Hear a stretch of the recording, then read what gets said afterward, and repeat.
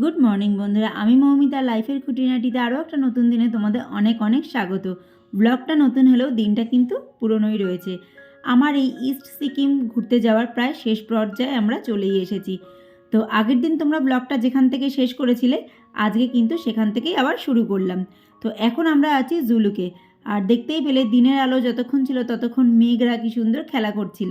আর এখন আমাদের ছেলে মেয়েগুলো ঘরের মধ্যে ঢুকে খেলাধুলা করছে। তো এইটা হচ্ছে আমার মেয়ের বার্থডে নাইট বলতে পারো।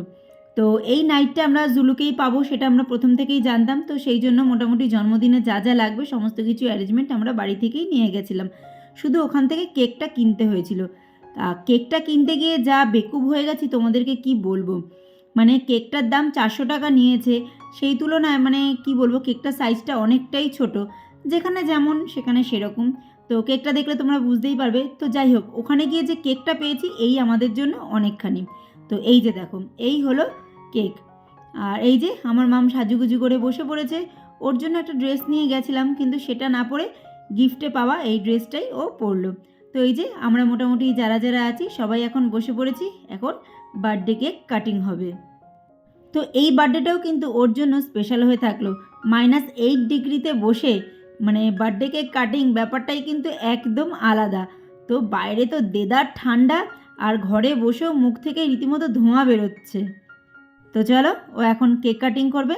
তো কেক কাটার আগে এটাও প্রত্যেকবারই করে, ওর কিছু প্রে থাকে যেটাও করে নেয়। না কুমার, ওরে বাবা, হ্যাপি বার্থডে টু এই যার জন্মদিন সে হাসে না, সে গম্ভীর থাকে। Happy birthday to Krisha, happy birthday ওখানটা দিয়ে দাও না আরে কেকটা। বাবা, আরে বাবা, আরে বাবা, দারুণ, দারুণ, দারুণ, দারুণ। ও, ও, ও, ও, ও, ও, খাটের উপর না পড়ে, খাটের উপর না পড়ে। দারুণ, দারুণ, দারুণ। একটু সামনে নাও, সামনে নাও। বেলুনে পড়বে, বেলুনে পড়লে বেলুন ফাটবে। না না, এগুলোতে কিছু। সাথে আমাদের ছোটোখাটো একটা বক্স মতো ছিল, তো তাতেও কিন্তু বেশ গান বাজনা চলছিল। তো ছোট্টখাটো বার্থডে পার্টিটা কিন্তু বেশ জমেই উঠেছিল। আর এই বেলুনগুলো কিন্তু আমি সব বাড়ি থেকেই নিয়ে গেছিলাম।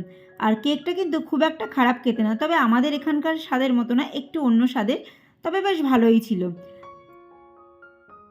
আর ওইদিকে পারদ তো নামতেই শুরু করে দিয়েছে। আমরা তো শেষমেশ ভয়ই পাচ্ছিলাম যে আমরা এই ঠান্ডাটা নিতে পারবো কি না পারবো।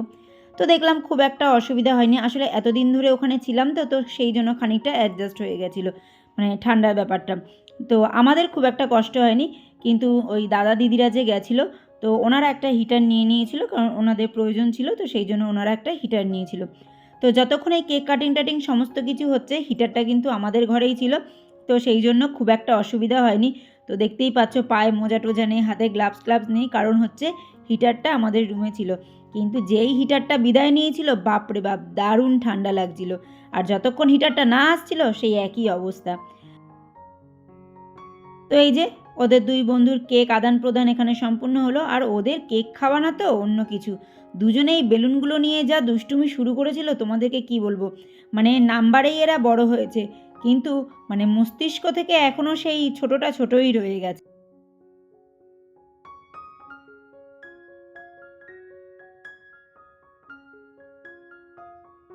তো তারপরে আমি একটু আমার মেয়ের পাশে চলে গেলাম একটু ফটো তুলতে, কারণ স্মৃতি ধরে রাখতে হবে তো। আর এখানে কর্তামশাই বসে পড়ল কেকটাকে সবাইকে ভাগ করে দেওয়ার জন্য। আর ওইদিকে আমাদের কিন্তু চা কফির টাইম হয়ে গেছে, এক্ষুনি চা পকোড়া চলে আসবে। তো বুঝতেই পারছো এই ঠান্ডার মধ্যে গরম গরম চা, তার সাথে গরম গরম পকোড়া, আর এই বার্থডেটা বেশ ভালোই জমে উঠেছিল। তো সত্যি বলতে মানে আমার মেয়ের এই যে 15 ইয়ার্সটা, ও হয়তো এই সময়গুলো দিয়ে এই ব্যাপারগুলো দিয়ে একটু ভালোভাবেই মনে রাখবে। তো এইরকমই। তো সবসময় আমি চেষ্টা করি যে সমস্ত কিছু মিলিয়ে ঝুলিয়ে পার্টিকুলার একটা দিনকে কী করে একটু স্পেশাল করা যায়। ঘুরতে তো আমরা যেতামই, তো ঘোরাটা একটুখানি ওর বার্থডের সাথে একটু অ্যাডজাস্ট করে আমরা ফেললাম, যাতে এই দিনটা আমরা একটু ভালোভাবে মনে করে রাখতে পারি। তো সেই আর কি। তো এই যে এখানে কেকটা খাওয়া হচ্ছে, বললাম না কেকটা বেশ ভালোই ছিল। তো বাদবাকি যতটুকু কেক আছে এখানকার যে হোমস্টের যে ওনার আছে ওনাদেরকে দিয়ে দিয়েছিলাম, ওনারা ওনাদের মধ্যে ভাগাভাগি করে আবার খেয়ে নিয়েছিল।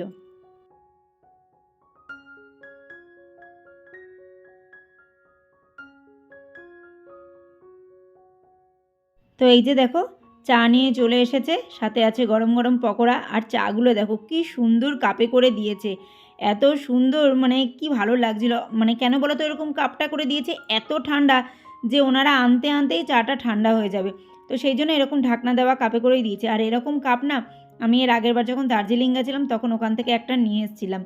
আর ওনারা যখন এরকম মানে কাপগুলোতে করে দিয়েছে, এই 7টা কাপ একসাথে এরকম সুন্দর করে সাজানো, সেটা দেখতে কিন্তু দারুণ লাগছিল। মনে হচ্ছে যে বার্থডে পার্টিটাই কেউ এরকমভাবে অ্যারেঞ্জমেন্ট করেছে, মানে এত ভালো লাগছিল জিনিসটা, খুব ভালো লেগেছে। তো চলো একটু গরম চা আর গরম পকোড়া খেয়ে এবার একটু নিজেদেরকে গরম করা যাক। আর ঘরে যেহেতু হিটারটা ছিল, তো ঘরের মধ্যে খুব একটা অসুবিধে হচ্ছিল না। যেই না দরজাটা খুলে বাইরে যাওয়া হচ্ছে, মানে সাথে সাথে মানে মুখ দিয়ে জানি গলগল করে ধোঁয়া বেরোচ্ছে, আর ঘরে চলে আসলে সেই ধোঁয়ার পরিমাণটা অনেকটাই কম বেরোচ্ছে। আর এই যে দেখো, এই হচ্ছে রাতের জুলুক। পাহাড়ি এলাকায় রাত মানেই মিটিমিটি করে জোনাকি ঝুলে থাকা। আর আমার এই ব্যালকনিটা দারুণ লেগেছে, যেমন সকালে তেমন রাতে, খুব সুন্দর ছিল। তো এই যে অনেকক্ষণ এখানে বসে সবাই মিলে আড্ডা মারলাম, কারণ এখনও তো ডিনারের দেরি আছে। ওদের একটা টাইম ছিল যে 9টায় দেবে, 8টায় দেবে, তো আমাদেরকে বলেই দিয়েছিল যে 9টায়। আর দেখতেই পাচ্ছ এদিকে কত কাঁথা কম্বল রয়েছে, কাঁথা মানে সবই কম্বল রয়েছে, কারণ দুটো দুটো করে দেওয়া রয়েছে যাতে কোনো রকম কোনো অসুবিধে না হয়। তো আমি ওনাদেরকে পায়েস করে দেওয়ার জন্য রিকোয়েস্ট করেছিলাম, তো ওনারা তাতে রাজি হয়ে গেছে। আর বলেছিলাম যে আমি তো মা, তো আমার হাতে ছোঁয়া একটু প্রয়োজন। তো সেই জন্য ওনারা যখন পায়েসটা বসাচ্ছিল তখন আমাকে রুম থেকে এসে ডেকে নিয়ে গেল, যাতে আমি পায়েসটা গ্যাসের ওপরে চাপিয়ে দিয়ে আসি, মানে দুধটাকে। তো ওনারাই দেখো কেটে কুটে সমস্ত কিছু আর কি ঢেলে টেলে দিল, জাস্ট আমি একটু ছুঁয়ে গ্যাসের ওপরে বসিয়ে দিয়ে আসবো। নিজের ঘর থেকে, নিজের শহর থেকে এত দূরে গিয়েও মেয়ের জন্য এতটুকু যে করতে পেরেছি, আর ওনারা যে তার অনুমতি দিয়েছে তার জন্য ওনাদেরকে অনেক ধন্যবাদ। হ্যাঁ হ্যাঁ दे दीजिए थोड़ा हल्का सा पानी डाल दीजिए। कोई बात नहीं, आप जैसे बनाते हो नहीं है, कोई बात नहीं। खीर होने से एक ही बात है, हमारे वहाँ वो इसको पायस बोलते हैं। हाँ हाँ हाँ, वो जन्मदिन पर शुभ होता है ये देने में, तो इसलिए है। दीदी आप आपके तरह ही बनाइए, कोई बात नहीं, ठीक है। हाँ থ্যাংক ইউ। তো এই যে রাতের ডিনারটাও চলে এসেছে, কষা মাংস, তার সাথে রুটি, আর তার সাথে গরম পায়েস। বলছি না, টোটাল বার্থডেটা কিন্তু একবারে জমে উঠেছিল, একদমই মনে হচ্ছিল না যে আমি আমার বাড়িতে নেই। হয়তো বাড়িতে থাকলেও এরকমই কিছু একটু হয়তো তার সাথে আরেকটু কিছু অ্যাড হতো, এই আর কি। কিন্তু বাড়ি থেকে এতটা দূরে গিয়েও কিন্তু বেশ জমিয়ে কিন্তু আমার মেয়ের জন্মদিনটা আমরা সেলিব্রেট করতে পেরেছি। আর এই সম্পূর্ণ জিনিসটা তোমাদের সামনে তুলে ধরবো বলেই কিন্তু আমি ছোট ছোট করে সমস্ত ব্যাপারটাকে নিয়ে এসেছি।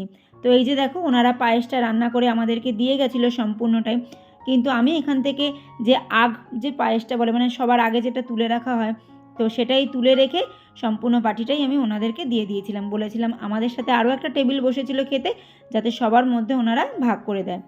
তো এখন যে সিনটা দেখতে পাচ্ছ, এটা হচ্ছে ভোরবেলা মানে অনেকটাই সকালবেলা, প্রায় 5:30 6টা মতো বাজে। তো কর্তামশাই আর আমি ঘুম থেকে উঠে গিয়ে সবাইকে জাগিয়ে দিয়ে নিজেরা একটু ভোরটাকে উপভোগ করছিলাম ব্যালকনিতে দাঁড়িয়ে। কারণ এমন একটা ভোর তো আমাদের জীবনে সবসময় আসে না, তো সেই জন্য কোনো অংশে কোনো কিছুকে আমরা মিস করিনি, সমস্তটুকু দারুণভাবে এনজয় করেছি। আর সত্যি বলতে এবারের ঘোরাটা আমরা এত মজা করেছি, তোমাদেরকে কি বলবো, খুব মজা করেছি। আর এই যে দেখো সকালবেলা উঠে যখন বাইরে একটু হাঁটতে শুরু করলাম, তো দেখতে পাচ্ছি ঘাসের আগায় এরকম বরফগুলো মানে পাউডারের মতো বিছিয়ে রয়েছে। আমরা যেমন শিশির দেখতে পাই আমাদের এখানে বিন্দু বিন্দু হয়ে জমে থাকে, সেরকম একদম পাউডারের মতো সমস্ত বরফগুলো ঘাসের আগায় জমে রয়েছে। তোমরা যদি এর আগের ব্লগটা দেখে থাকো তাহলে দেখবে এই জায়গাটা কিন্তু মানে এরকম শুকনো ঘাসগুলো ছিল, মাটি ছিল, এরকম সাদা অংশ কিন্তু ছিল না। আর এটা একদম মর্নিং দেখতে পাচ্ছ পরের দিনে, তো সেই মুহূর্তে কিন্তু একদম বরফগুলো হালকা হালকা করে পড়ে রয়েছে। এই হোমস্টেটার এই মানে পিছনের দিকের ভিউটা আমার এত ভালো লেগেছে, মানে আগের দিন যখন বিকেলবেলা আমরা এখানে এসে পৌঁছাই, সেই যে মেঘগুলো ভেসে বেড়াচ্ছিল সেটা দেখতে দারুণ লাগছিল। আর ওই যে দেখো ওই পাহাড়ের মাথায় সবে রোদের ছটা পড়েছে, যার জন্য ওটাকে দেখতে ওই রকম লাগছে। তো এই ব্যাপারগুলো কিন্তু সত্যি খুব ভালো লাগে, পাহাড় মানেই এইরকম একটা মানে আলো ছায়ার ব্যাপার। তো মর্নিংয়ে যখন আমি সবার আগে উঠেছি, তো সেই জন্য চাটা আমি নিয়ে চলে আসলাম সবার জন্য। তো ওনারাই এসে দিয়ে গেছিলো, তো আমি আবার এই দিদিদের রুমে নিয়ে আসলাম। তো চাটা খেয়ে আমরা সবাই বেরিয়ে পড়লাম। হোমস্টে থেকে একটু ওপরের দিকে ট্রেকিং করে উঠলেই একটা শিব মন্দির আছে, সেটাকে দেখার জন্য, কিন্তু গিয়ে নিরাশ হলাম কারণ মন্দিরটা বন্ধ ছিল।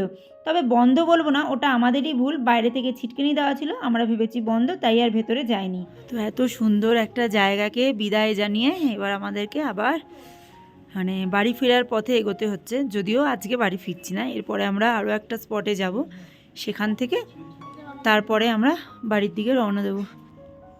তো জুলুককে bye bye, Zuluk bye bye, চলো। তো ইস্ট সিকিমের এই ছোট্ট গ্রামটাকে বিদায় জানিয়ে, জুলুককে বিদায় জানিয়ে আমরা এখন এগোবো ঋষিখোলার দিকে। আর ঋষিখোলার সিনারিও কিন্তু দুর্দান্ত, ওখানকার পরিবেশও কিন্তু দারুণ দারুণ ছিল।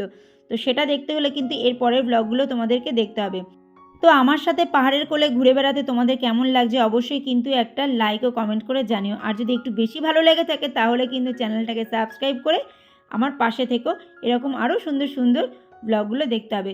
তো চলো, মেয়ের জন্মদিনের কিছু ছবি তোমাদের সাথে শেয়ার করে দিলাম। তো আজকের পর্ব এতটুকুই, আবার দেখা হবে নতুন এক পর্ব নিয়ে। তোমরা সেই ভালো থেকো, সুস্থ থেকো, সাবধানে থেকো, আর আমাকে এইভাবে একটু সাপোর্ট করে যেও।